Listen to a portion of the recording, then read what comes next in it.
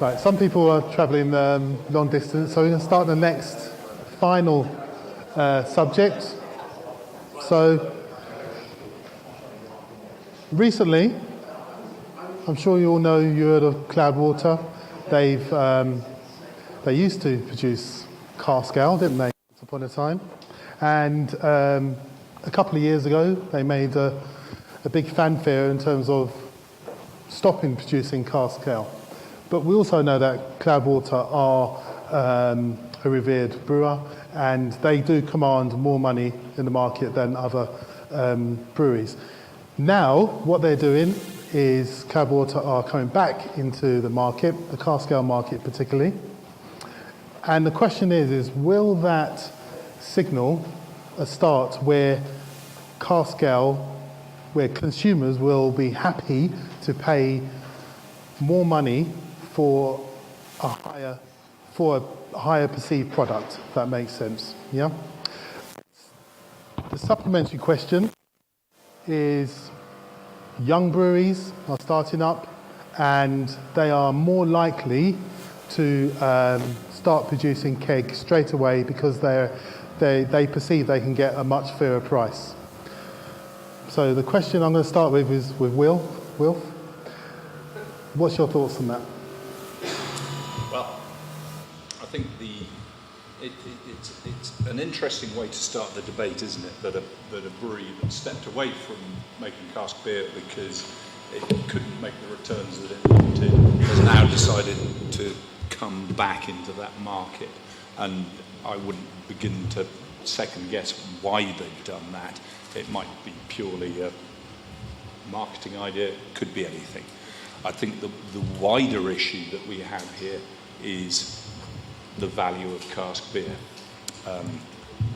Salopian Brewery, which I've worked, that has been me for 20 years, we are a cask beer brewery. 90% of what we make is cask beer. The interesting part of selling cask beer is that the market in general sees us as a commodity, and that all cask beer is the same, and that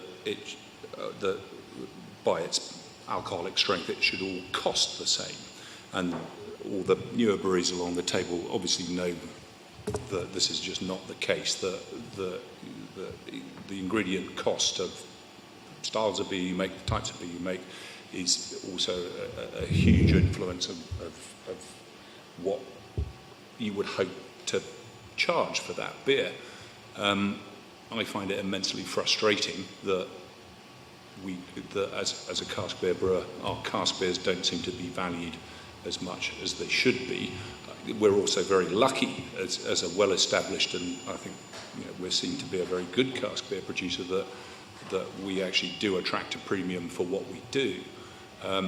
But when you look at the simple facts of, for instance, if Cloudwater or myself make a double IPA, it's either 3 or 5 grams a litre, I forget which, of hopping in there, it increases the hopping cost by 5 times. And when I say 5 times, we're looking at an increase in price after you've looked at wastage of about £30 per 9 gallons. So you need to charge. Now, in general, the specialist market that you sell those beers into doesn't balk at that at all. There's no issue. But if I want to continue to me, I will not compromise on the quality of what I make, and the hopping costs of what we make are, in general, just for our normal core range cask beers, are so much more than what our competitors spend on those hops. We in general only use New World hops. We're looking at hops that cost us about 25 to 28 pounds a kilo. If I were making more normal British style beers, I'd be looking at 8 or 9 pounds per kilo for those beers, and I'm putting a kilo per barrel into mine, whereas a standard British brewery would be putting half a kilo in. And yet, when I go to the marketplace, the market wants me to charge them the same. My pride and my passion insists that I make those beers. That I will not compromise on the quality of what I do. We were talking a lot earlier about selling beer to Wetherspoons and the influence of Wetherspoons on the British beer market. We still sell a lot of beer to Wetherspoons. I won't go into the reason as to why we do that. I won't go into the reasons why we do that, but we don't compromise on that. What we put into Wetherspoons beers is exactly the same as what we put into every other beer that we make. So we come back to the question as to, will Cloudwater coming back into the cask beer market influence the price of what people are willing to pay for it, or the popularity of it? I don't think so at all. I think that, and the jive, I made a perfectly reasonable comment from the floor earlier about cask beer being a commodity, which wasn't actually what was inferred at all. But that is the way it is looked at. And it is, for me, an emotive subject, and and business-wise, that you do your best to put the best that you can put out there, and you hope you get a good return from it. But so often you're banging your head against a wall, saying that I'm doing my best to make something that's ultimately so saleable and the public want it, and yet the trade itself looks at it and goes, well, why bother? Why not just make the same as everybody else and get paid the same for it? Sometimes I despair of it. Sometimes I think that the biggest issue is managing tills. That in pubs people want to be able to press the same button. It's 3.8, press the same button. It's a bizarre situation. Cask beer to me is my personal preference is for cask beer. If it's done well and it's presented in the way it was intended to be, the carbonation levels, the secondary fermentation give it an appeal all of its own that you get from no other beer, and we should be cherishing that. And I don't think currently our marketplace does that at all. It's encouraging. What's the word I'm looking for? It's encouraging uniformity, and that's not how it should be. When we've got all these great new breweries that are experimenting and making wonderful beers, and the market's accepting them and saying well, we're prepared to pay more for that, why will the market not do the same for cask beer?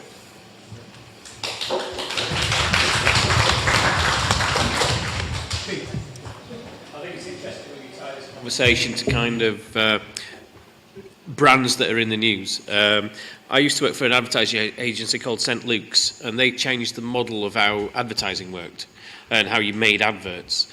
And all the other advertising agencies would slag off St. Luke's to the skies and then quietly nick all the good ideas without crediting them. And I think we see the same with other. You need someone who's got a big name to go somewhere that no one else has gone. You look at Brewdog, and every time Brewdog does something stupid, which they do often, we slag them off. But then when they do something right, everyone goes, "Oh yeah, we'll do that." And a lot of what's happening in beer today wouldn't be there if it wasn't what Brewdog have done. If you love them all, loathe them, or hate them, or despise them, or pity them, they've created a context that permits a lot of this that's happening now. And I think Cloudwater are now going to take on that mantle. People are annoyed with them, frustrated by them, jealous of them, whatever. But if they move, people are going to take notice of what's happening. And I think if you're going to kind of take bold steps, you need someone like that, where the very fact that we're having this conversation, that one, still in volume terms, tiny brewer, instead of going back into cask after coming out of it a couple of years ago, is this going to save cask ale? The fact that we can even ask that question is testament to the power that big brands like that have. Big brands, but influential brands like that have. So someone needs to lead the way in pricing, and then this gets very, very complicated depending on which hat you've got on. We can moan, and we have been talking this afternoon, that beer is too expensive in pubs. At the same time, I think if we want cask ale to survive and prosper, the margin for cask ale brewers has to improve. And if you want cask quality to improve in pubs, then publicans have to make more money off cask. That doesn't necessarily mean putting prices up in cask, but it probably does. Doesn't have to be, but it probably does. And so we have to kind of, if we want cask to survive, we have to accept that cask might have to cost more money, and it probably should. And when I was doing the research for the cask report this summer, I asked a bunch of people if a pint of Foster's costs X in a pub. Do you think that a good pint of cask ale costs less than that, about the same, or more than that? And it was 30, 30, 30. People did, it was random, essentially. If a pint of Foster's costs £3, does a pint of cask ale cost £2.70, £3 or £3.30? Don't know. Random split. And the thing is, people are either buying one beer, in which if you're buying a pint of cask ale, you don't know what the pint of Foster's is costing, and vice versa, or you're buying a round, and you don't know what the different drinks are costing within that round. So cask could cost more than Foster's, and people wouldn't really notice. And if cask did cost more than Foster's, there'd be more incentive for publics to keep it properly, for breweries to put kind of proper training and cellar stuff in place, and for people to look after it better. So if we keep saying that cask ale is more valuable, then it has to be more valuable. Roger. I'll start with an emotional point. Michael Jackson once said to me many years ago, because Michael travelled the world in search of good beer, that when he came back to his home in Hammersmith, went to his local Young's pub for a pint of ordinary bitter, he said, when it's looked after properly in the cellar, when it's served properly at the bar, it is unbeatable. And I agree with that. I'm a cask ale man through and through. I enjoy other beers. I travel a lot. I enjoy beers in other countries, but I still think cask beer is the pinnacle of the brewer's art. Now, what do we do? I won't say to save it, because it's not dying. I mean, let's not exaggerate. It is having a tough time. Pete and I both had long conversations with John Keeling, who's the just retired head brewer at Fuller's in London. John is very concerned that sales of cask beer at Fuller's are down 10%. That's a big, big drop for a brewery which specialises in cask beer. Their second biggest selling beer now, after London Pride, is their so-called lager Frontier. It was not even a proper lager, but still, that's a different argument. Now, John argues that cask beer has to be valued in a different way. And what he says, and I agree with him, is that cask beer should have special rates of duty in this country because it is so important to this country. No other country in the world produces anything like large amounts of beer which leave the brewery unconditioned and have to reach fruition in the pub cellar. We do that. That's part of our heritage and our culture. Now, what do we do to boost its fortunes?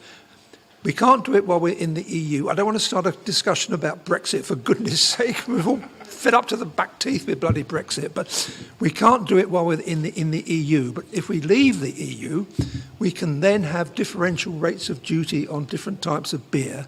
And we could have special rates of duty for cask-conditioned beer.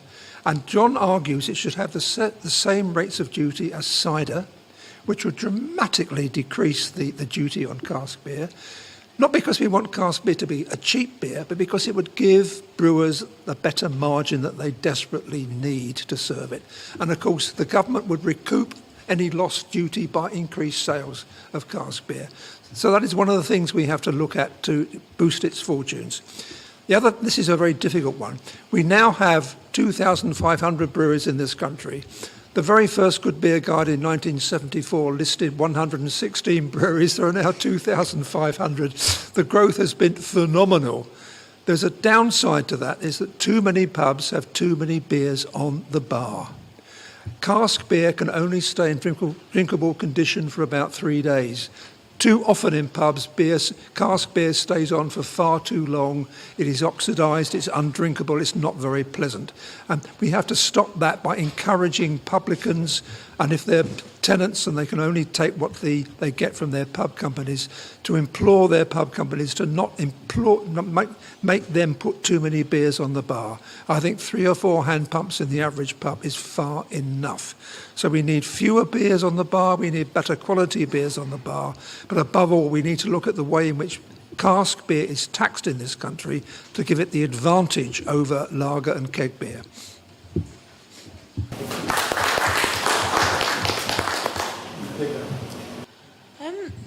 It's an interesting subject. So, as I suppose we'd probably count Wildcard would probably count as a newer craft brewery, so to speak. So we've been going about 6 years, and we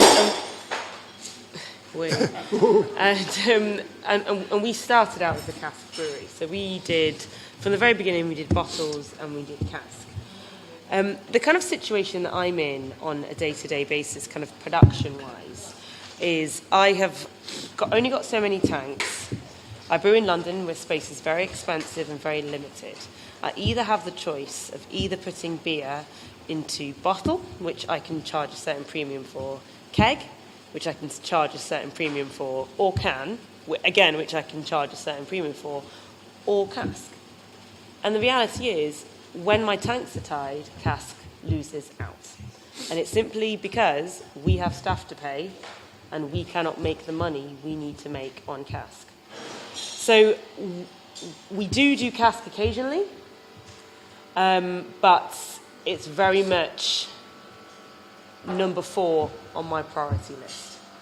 And that's the reality of the day-to-day runnings of our brewery and probably many other similar breweries that are competing. You've, I'm sure I've seen somewhere where you were questioning the term real ale versus craft beer and so on. Or, what's your views? I don't know if that was me or not. But we stopped cask literally the week before Brewdog and Cloudwater announced they were going to start cask again. I sat there after poor cask sales, and we only work in pins, and we have 1 pin on at any time, whereas we have 10 keg beers on at any time. Now, we were struggling to get through 36 pints in a week compared to 300 or 400, 500 pints of keg beer within the week.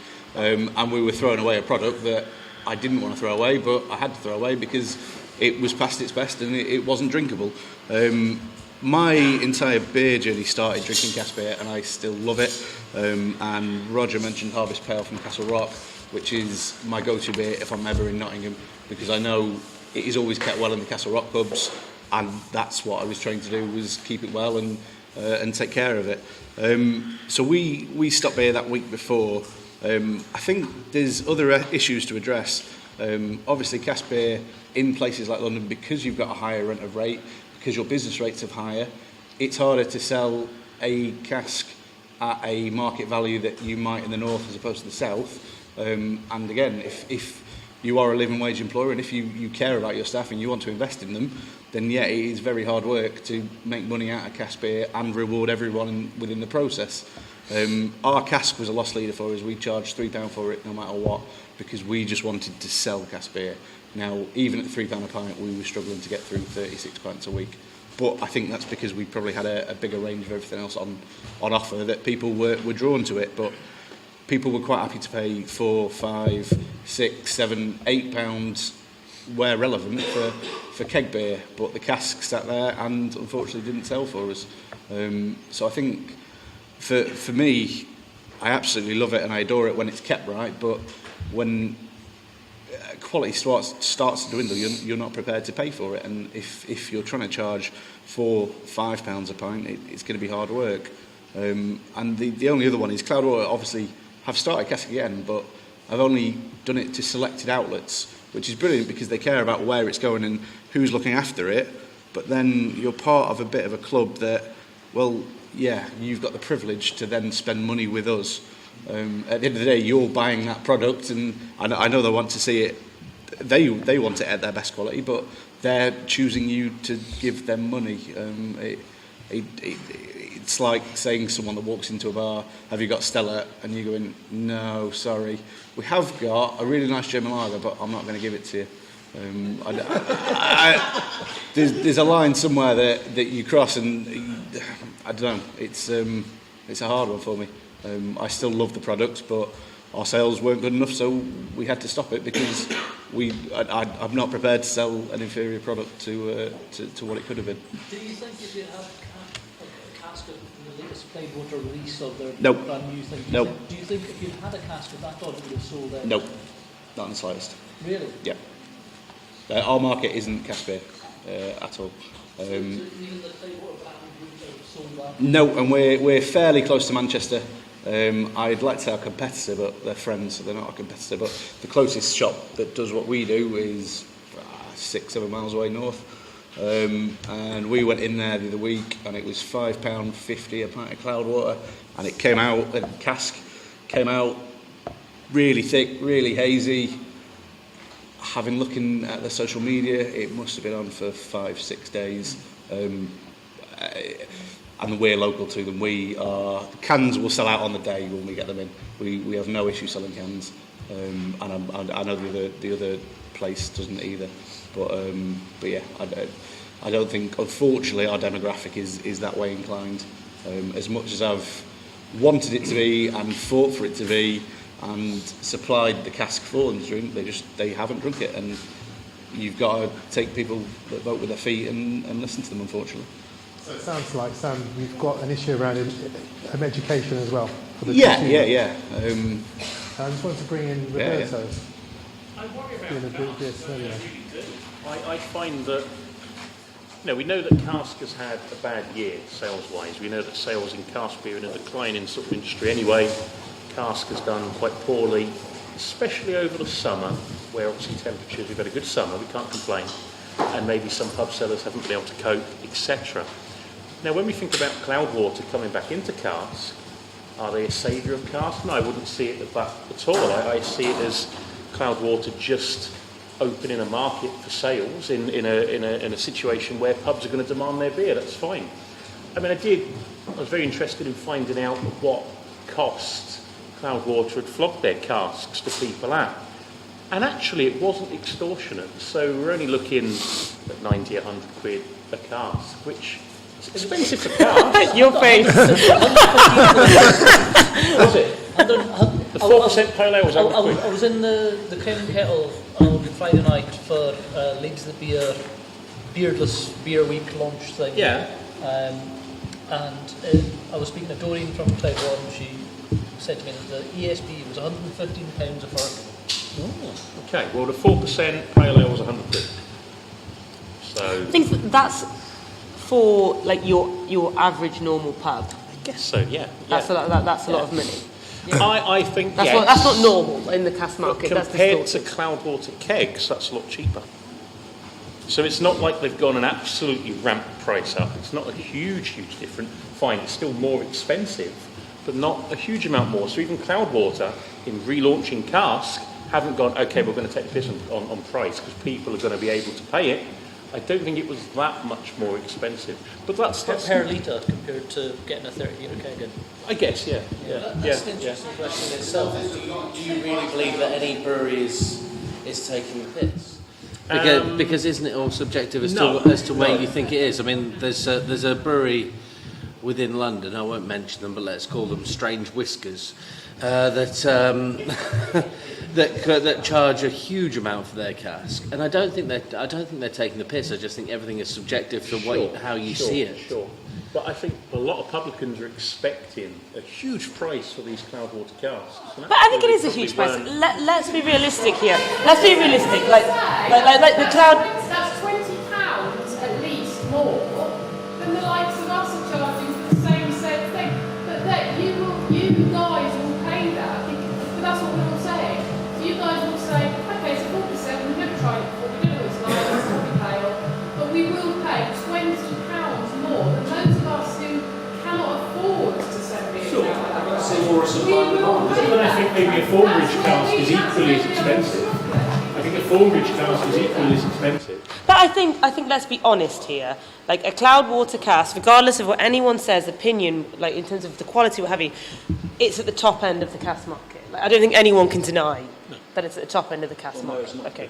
They're not a cask beer doer, so how can they be at the top end of the cask market? No, But I mean, the price in terms might of be. The price is at the top end. It's in the UK market. Cloudwater cask beer is expensive. I think if we say anything less than that, I don't think that's real. I think my point before is that for what they're making, until you understand what is in those Cloudwater, and we're gaily banding around Cloudwater Brewery, but until you understand what went into that beer, how can you comment? How can you comment on how much it cost to buy it? And 100 quid for a 4% beer. Sorry, Sue. 100 quid for a 4% beer that may have a huge hop charge to it is not necessarily expensive. But I think the other thing we're being emotive here about a brewery that's been very successful, and we all know charges a good whack for what they do. I think there's something to be said as well. Don't we all aspire to that? And if people are prepared to pay that, that's market forces. I think the other thing I'd like to finish off with, of course, is being a 90% cask beer brewery. There is one other thing to remember here, is that it is much, much cheaper to make cask beer than it is to make keg beer. Way cheaper. But then if we take Cloudwater, let's not take it as the height of the market. Let's look at it slightly differently and say what Cloudwater are charging should be the norm. If we took it as that and then say, I'm not saying that at all. No, but if we took You it could as have more holidays if you did. But if we took it as that and say we all aspire to it, I mean, Sue, you're shouting it down a little bit, but I think you could probably charge in the last sort of, let's say in the last month, if you'd wanted to, you probably could have charged an extra £10 on every cask, given the hype that Team Toxics had around it.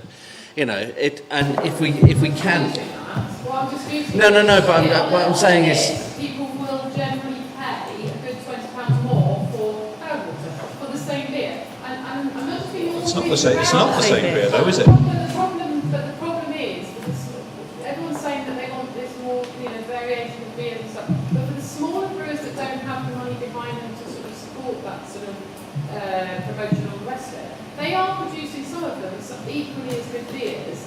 People won't even have a look at them or try them, and to even maybe attempt to pay those prices for them. But they will, without even trying the beer, they will pay those prices. but then you can only charge as much as your own hype will allow.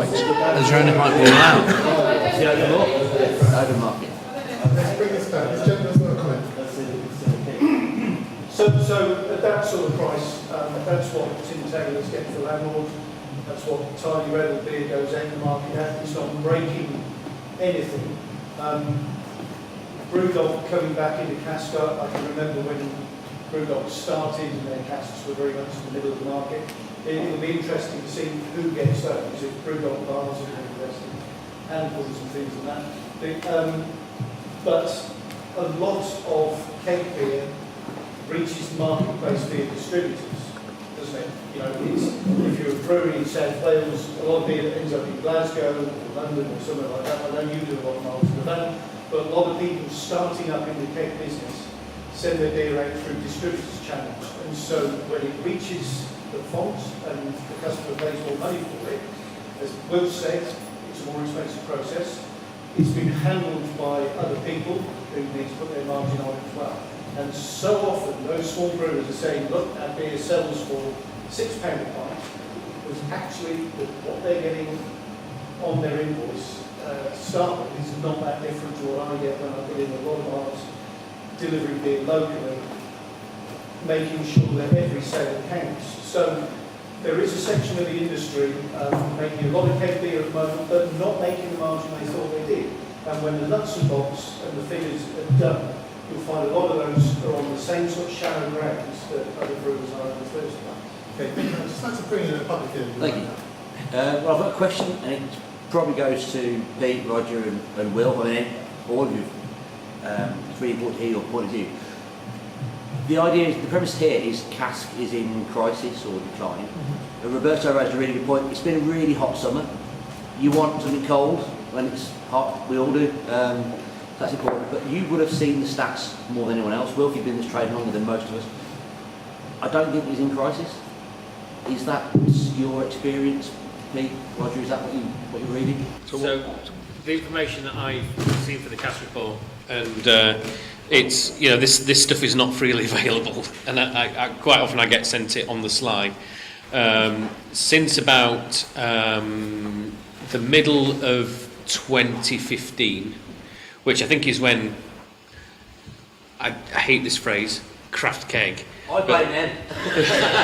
But since that kind of went mainstream and pubs started going, okay, there's good keg beers on there, since that point, Cask has been in 10% volume decline year on year on year. It's not just the hot summer. The hot summers exacerbate it. They definitely add to it. But if you take the hot summers away, the trend is really, over the last 3 years, the trend is really worrying. It really is quite vertiginously down. So I want to fall, and I really, really want to hear your opinion, but I fought very much on that argument that Cask was doing really well. There was an interesting beer across the board, and it then sort of went wrong when craft became a thing. And I don't want to, either whether it's hipster or the Pokemon generation or whatever it is, but you ruined it. No, it was good. I will shut up after this, but my theory on that is that for 40 years you had this thing where if I'm bored of lager and I think mainstream beer is monotone, I can go to Cask and I'm going to get some delights, I'm going to get some amazing things, but there's always a risk. There's a risk that I'm going to get something truly shocking. But I'm prepared to take that risk because of that perfect pint of Landlord or that perfect pint of Harvey's Best that I just might get. And then craft keg comes in. It's like, I'm not going to get the highs, but I'm not going to get the lows either. I'll stick with my craft keg, thank you very much. And I'm prepared to pay £1 a pint more for it, for that risk to be removed. And I think that's what's happened. Cask Ale in its history, since Cameron started in the 1970s, there's never been a viable alternative to the risk that you take with an inconsistent pint of Cask. And now there's a slightly more dependable, if less stellar, version that you can have between mainstream lager and Cask. And I think that's what's done it.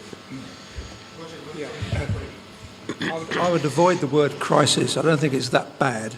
And it's very patchy. Publicans in St Albans, where I live, say they can't sell enough Cask beer. Beer is flowing out of the pubs. That's obviously not typical of all parts of the country. Roger, is it? It's not just you. It's not just me. It's not just me. It has its ups and downs. I remember in 1990 being told that sales of Cask beer were going through the floorboards. It was terrible, terrible. By the end of that decade, it was going up again. Never been more successful. Now, the difference now is that it was then lager, of course. Today, the difference is the craft keg revolution. That has had a big, big impact on the sales of Cask beer. And again, I think we have to look at the question of the price of Cask beer, the profit on Cask beer. We also have to look at the way in which it's served in pubs. Now, interestingly, I went to see Green King on Monday. Don't boo, I went to see Green King on Monday. Not your favourite brewer, I'm sure, but they are, whether you like it or not, probably the biggest producer of Cask beer in the country. They're, as well as IPA and Old Speckled Hen, which I don't particularly want to drink ever again in my life, but nevertheless they are doing some quite interesting beers. They're doing a pale ale called Yardbird, which is actually very, very nice beer indeed. And they are having a big promotion for Cask beer in January, and the central point of their promotion is they're going to encourage pubs to serve beer in pins.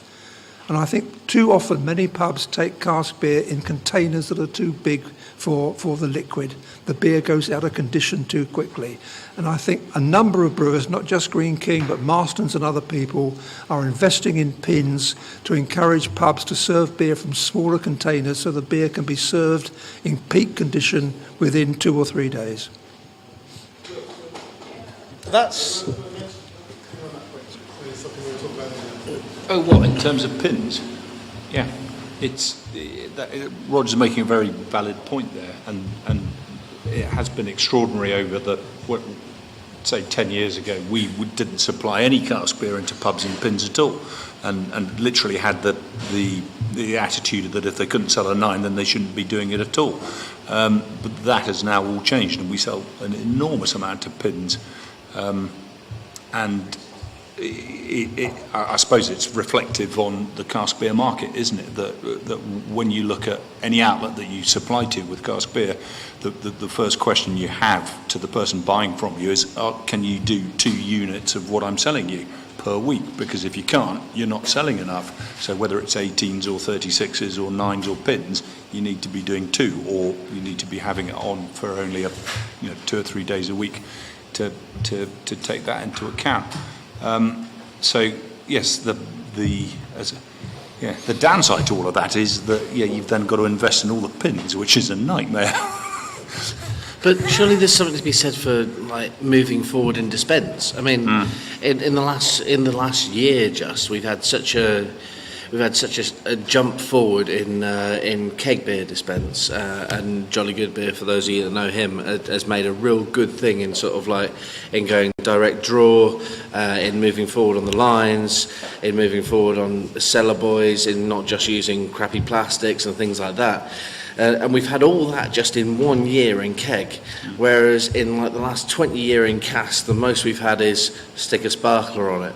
You know, Race spiles. Yeah, and also we can put a CO2 blanket on, but that's not accepted by camera. But Apparently it is now. Apparently camera have now accepted cask breathers. I think that the cask breathers don't help. But there's got to be something to be said for moving forward. A cask breather doesn't produce CO2. If you want to have cask beer that lasts, you need to put a blanket of CO2 onto it. A cask breather will not help. It's the same as a soft peg, and if CAMRA doesn't understand that, they need to start thinking quite hard. Okay, we've got a question on that. Another question from the live stream. It's an American viewer. Wants to know why there is such a difference between keg and cask prices here.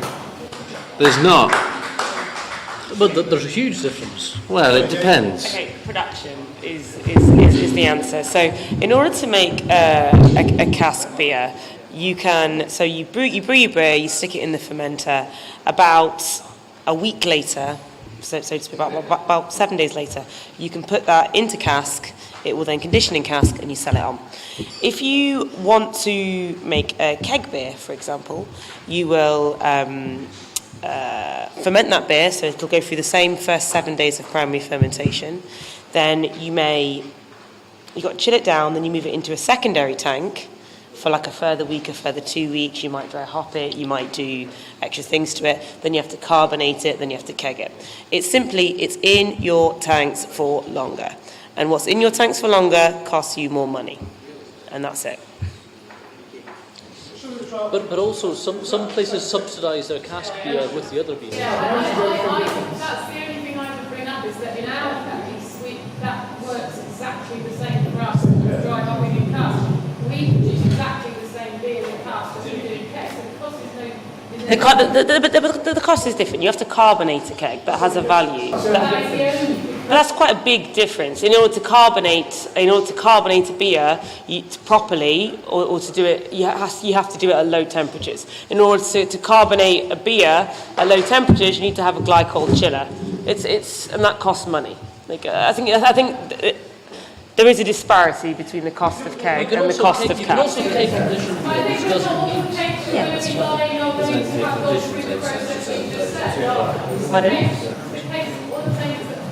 So from a public buying perspective, all of the kegs they buy in have not gone through the process you just said. Our kegs have not gone through the process you just said. So our kegs have gone through the same process as our casks. So they've not gone, all I'm saying is they're not. So do your casks cost the same to produce as your keg? Sue, which kegs? Explain. What kegs do you use? Yeah, explain. Eco keg. And how much do they cost you each? How much does the cask that you already own cost you? Get it back, clean it, sterilise it. Doesn't cost £15, does it? Same price for cask or keg. From a small brewery's perspective, yes, getting that turnaround, getting that back and doing that does cost us around about the same amount of money. On a larger scale with good equipment, no, I'm sure it's much cheaper to do it. But on our scale, and I think this is what people don't realise, getting the cask back, cleaning into the turnaround costs us. We've done it,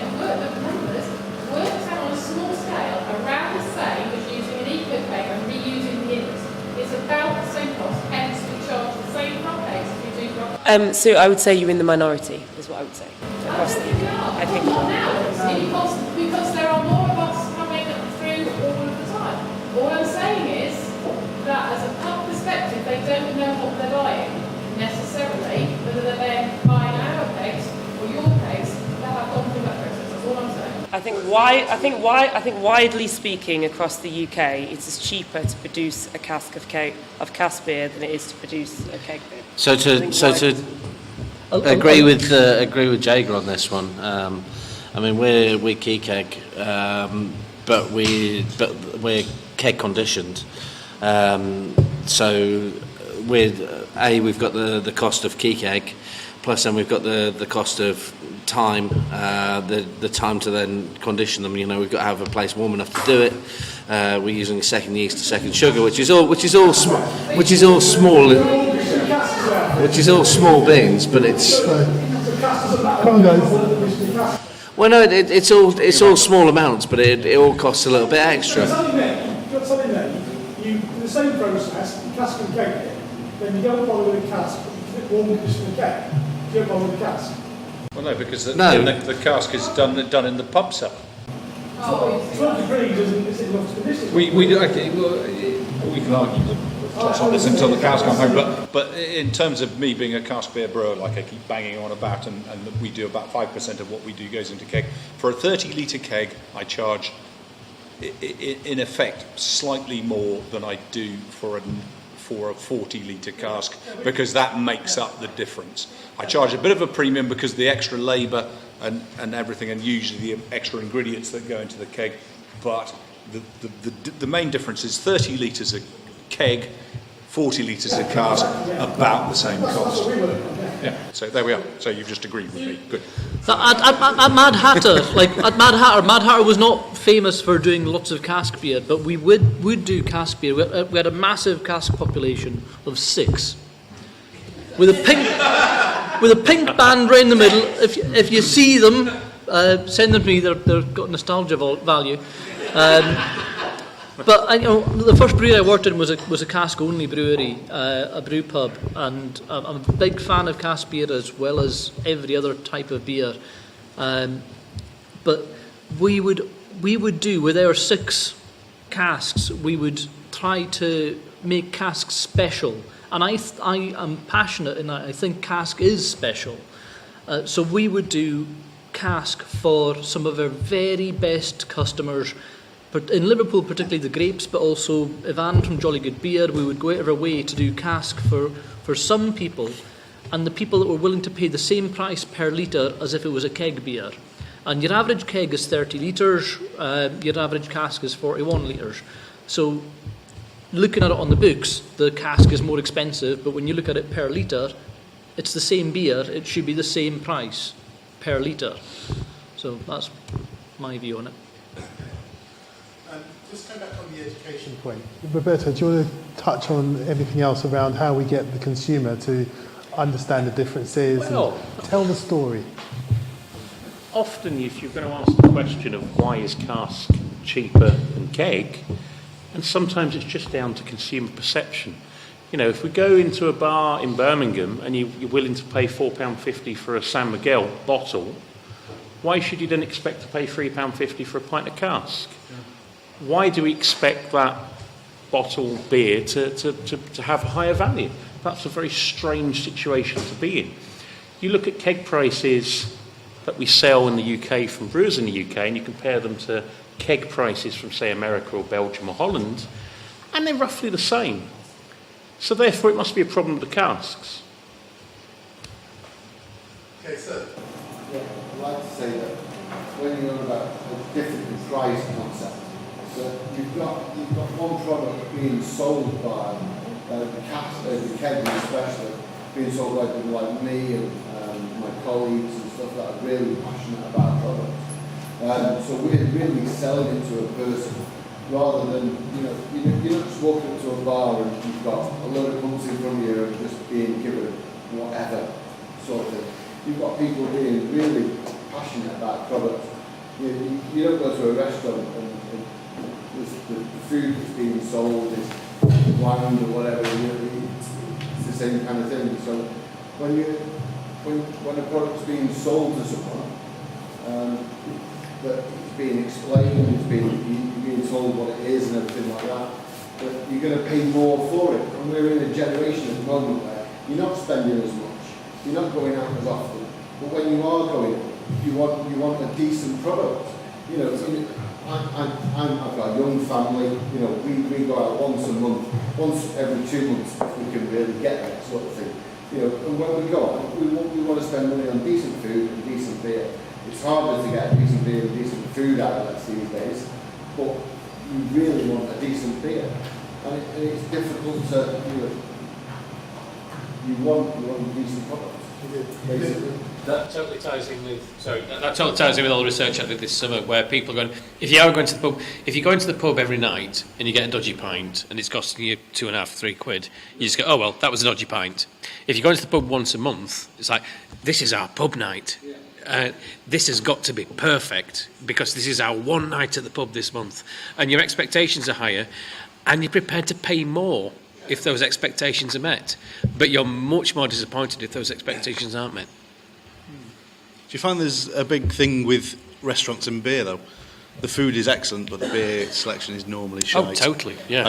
There isn't that level of, we're going to equal what we do food-wise with what we can serve beer-wise. But I totally agree. But what I'm saying now is that the going to the pub for a drink occasion has taken on as much kind of, the expectations are now as high for that as they are for going to a restaurant and having a decent meal. Yeah. It's an interesting point about food, because you could buy a burger from McDonald's for £2.50. You don't expect the same at Byron.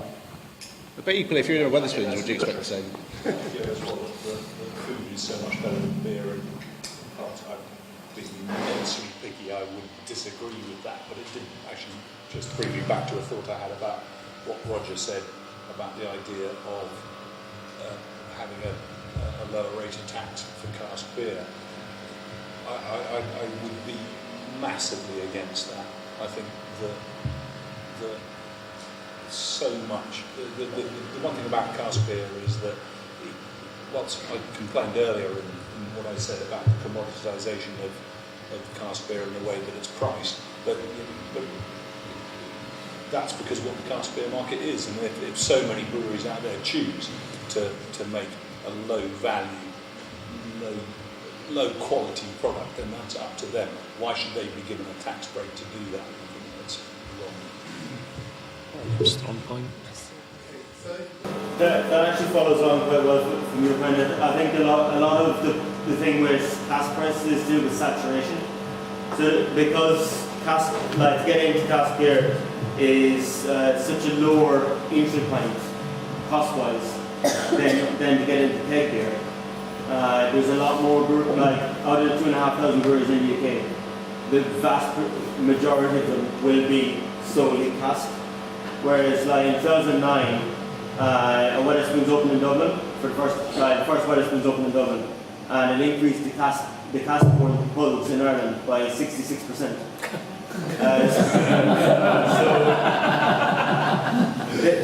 There were a few bars in Ireland that do cask, and cask in Ireland sells for like £7 a pint, or €7 a pint. It sells for more than draft beer because it's more of a rarity, and that's the problem that we have in the UK, that cask beer isn't a rarity and it isn't a luxury. It's commoditized so much because there's so much of it. Good cask beer is still a rarity, isn't it? The route to market is blocked. That's the trouble with cask beer. One of the reasons why That's the trouble with cask beer. Cask beer is relatively cheap in this country is there is a large and powerful consumer organisation, got 1,000 members, which their prime aim basically is to hold the price down. Hang 'em. It's there, it's an influential, powerful consumer organisation. I'm actually a member of it myself. So, basically, it's not the Society for the Preservation of Beer, by the way. So that's the reason why prices and the perception of cask beer needs to be cheap. I think what's really interesting from a brewery point of view, and slightly outside of just a brewery direct to customer point of view, that we found over the years that we've been dealing with people, is that we found that distributors largely will take a punt on anybody that'll release a cask or whatever cask you want. Distributors will take a punt on anyone, but they're much more picky about what keg they'll take. So any man with a small brew house that's essentially dipping his 2 fuggles or whatever into his kit is absolutely fine. They'll take a punt on that. But if you're doing keg, they didn't touch us for nearly. And I don't know if it's the same for you guys. I suppose a bit different. Obviously, Mad Hatter were always keg, and I suppose you maybe saw it. But keg, it took us a lot longer to be taken seriously in the keg market than it did in the cask market. Well, there's a historical reason for that, which is you have guest ales. You don't have traditionally guest keg lines, and the keg lines are often tied, and the cask might not be. So. That, I suspect that's probably 90% of the reason for that. Yeah, so people with untied keg lines are more discerning than people with untied cask lines, because every time in the area... That's completely 100% the other way now, though. There are very few... Tony, could I just... There are very few keg beers now, or craft beers, that are regular beers that are brewed week in, week out. So much of the marketplace of what pubs want and bars want is, if it's not you, they won't buy it. You sell them one beer 1 week, oh, what have you got next week? Oh, I've got what I sold you last week, don't want it. Talk to IPA, sold out in a local pub to me in 2 hours one Friday night. It's like, oh, what have you got next week that's different? Yeah, exactly. Exactly. Doesn't that make it 180 degrees volt fast? Could I just disagree with our friend here? CAMRA is not the campaign for cheap beer. I haven't counted, but I believe there are fewer Wetherspoons pubs in the Good Beer Guide this year than there have been for several years. Lots of Fuller's pubs in London go in the Good Beer Guide, and you don't go to Fuller's for a cheap beer, I can assure you. The parcel yard at King's Cross, you don't get change for a £5 for a pint of beer. Well, yeah, I can tell you, when I get my annual delivery of the Wetherspoons vouchers from CAMRA, they go straight in the bin. I don't use them at all.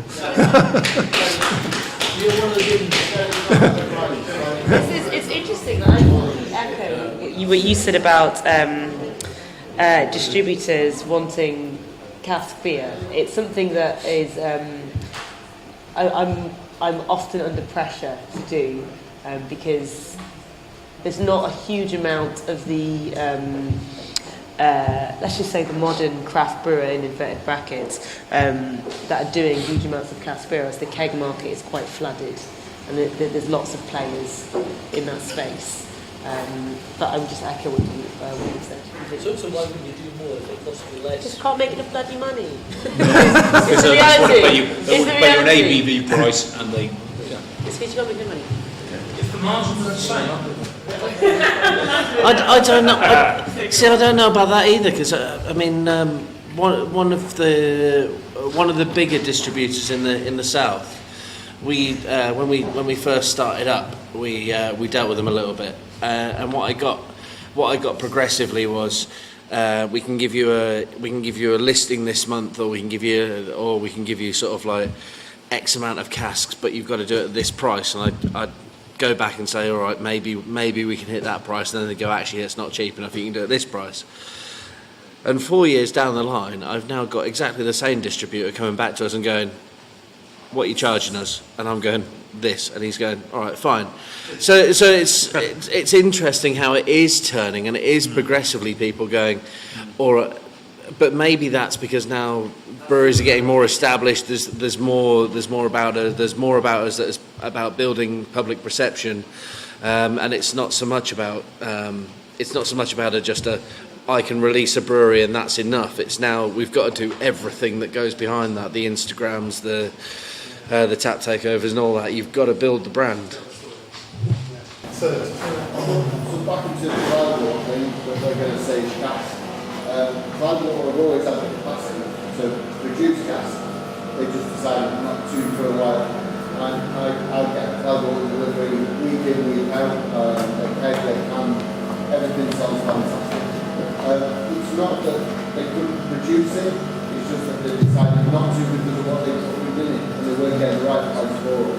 So they have now chose several different venues, and that doesn't go on price, that goes on venues that can sell it properly. But still then, to be honest, it is mainly a marketing thing. You know, they always could produce it, they always can produce it, but it was always about the price they were getting for it. You know, and it's not that they're not saving cask as such, they're not saving cask at all. All they're doing is just now putting a few casks going out of a few batches they're doing into cask and putting it into certain venues that they know can sell cask well, and they've got good staff to sell it, they've got good cellar management to sell it. You know, it's not saving cask, it's putting it where it should be and selling it at a price point that it should be as well. You know, but selling it at a price that the ingredients that go into the beer it should be sold for. I think you're right there. I think the Cloudwater cask debate thing is Cloudwater have opened up an avenue where people are thinking, right, this should be a premium product. It's been seen as, well, cask should be the lowest end of the market, and that shouldn't always be the case. Like many people have said before, if you're buying a bottle of wine in a supermarket, you can get your cheaper end of the market or the higher end of the market, and there should be that spectrum of choice there, and the quality reflects that often. But also the places that Cloudwater are choosing to put their casks into highlights the quality of dispense is more than half of the battle when you are making a cask ale.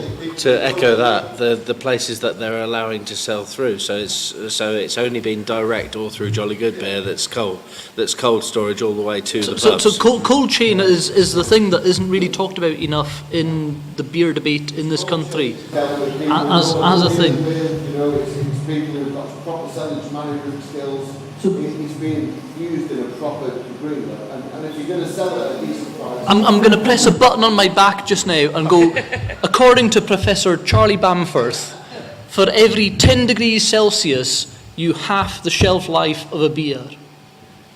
And to paraphrase someone else, you should treat beer like milk. It should be refrigerated the entire time. Until you're gonna, if it's a cask beer, until you're gonna dispense it, then it should be brought up to cellar temperature. Will, did you want to comment? I actually was just interested in what Ian had just said, and to a degree what don't be. I thought actually a lot of the time we're discussing the merits of beer and where it should be available and how it should be available. But I think we also do need to look, and a point that Sue was making earlier as well, in terms of commerciality. And it's, you know, we run businesses, and if Cloudwater are lucky enough to be in a position where people look at them and say they are the pinnacle of their business, you know, they should be charging Rolls-Royce prices and not Skoda prices. What other business would that not happen in? What other business would people not aspire to be in that position? And I thought what Ian just said was interesting, is that when he started up, he was looked at, you know, they said, well, what can you sell of this to us? It was all about price. When he got established and got a good reputation, they then come back to you and go, well, not quite name your price, but not far off it. And I think there is, you know, we have whatever it is. Is it really 2,500 brewers in this country?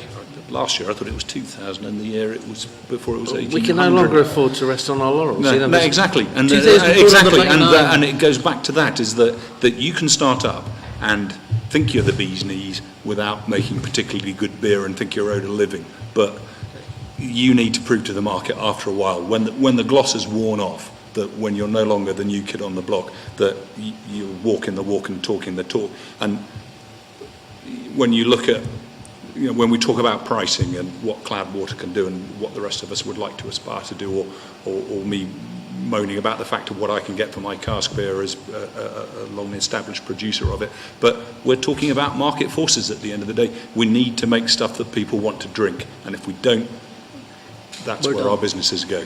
Jay, on that point. Kind of bring this to kind of a conclusion. For myself, ultimately, as a beer fan, when Cloudwater launched their cask beer, I went to their launch event at the Cock in Hackney. I hunted that down. I went to the barman. I said, how much does this cost? He said, £4.90 a pint. I was in, bought it. It was absolutely delicious. And that was it. It was great, and I would do it again.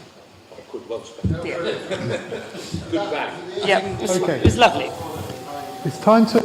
Yep. I just want to bring. Okay, one question, Gaz. I've got a point. One point about cold storage, absolute fallacy. It's never going to happen because at the very point you won't pay for it. That's changing. That's changing. There's a whole other debate to be had about craft beer spends in the UK. It's not going to change until people start paying more for the beer. And the only people that afford the cold store are people like Cloudwater and Marston's, it's the big boys. All those little guys can't afford. We've got a cold store, we're fairly small. As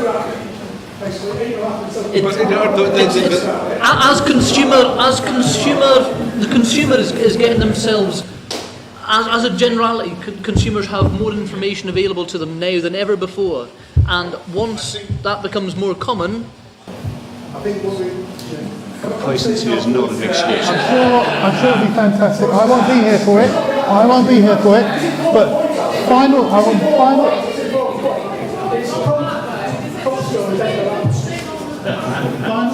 I want to hear from Pete. I'm going to leave you in a total bombshell. It's not really, but it'll cause some good debate at the bar. Is we've spent the entire session talking about cask versus keg. If you want to reach the broader market of curious beer drinkers, they don't know what the fuck the difference is, and they don't care. They don't care. I did 8 focus groups this August with consumers where I put the camera definition of cask beer in front of them. It scared the shit out of them. They went, reduction of gravity in the cellar? What are you talking about? And they were explaining secondary fermentation. Yeast. You talk to female drinkers. It's like they think one thing when you mention yeast, and it's not. And we're not talking about cask beer in the right way. We're talking about the features of cask beer, not the benefit. That's the classic marketer in me. We're talking about the features of cask beer. We expect people to be impressed by secondary fermentation and conditioning in the cellar. They don't know what the fuck we're talking about. Tell them why it matters. Tell them why it makes better beer.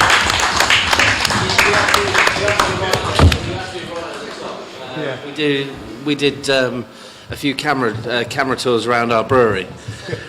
When we did the camera tours around the brewery, I deliberately put CO2 blankets on our casks on the basis that we keg condition, and just wanted to watch them melt their minds that our kegs were more camera approved than our casks.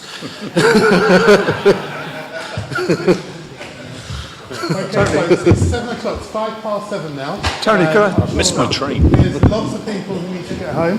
I just want to thank the panelists today for their input. Also, I'd like to thank Green Duck for hosting this beer debate. And also Sue Hayward for putting this whole event on, creating a concept. Thank you. Yeah, thank you. All right. Okay.